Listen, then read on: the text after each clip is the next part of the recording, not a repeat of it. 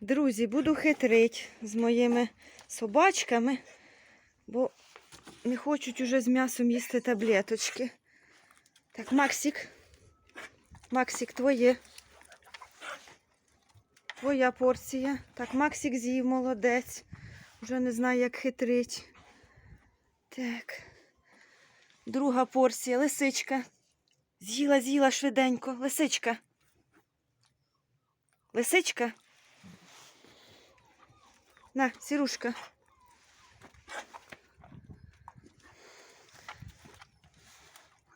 Сірушка з'їла, молодець.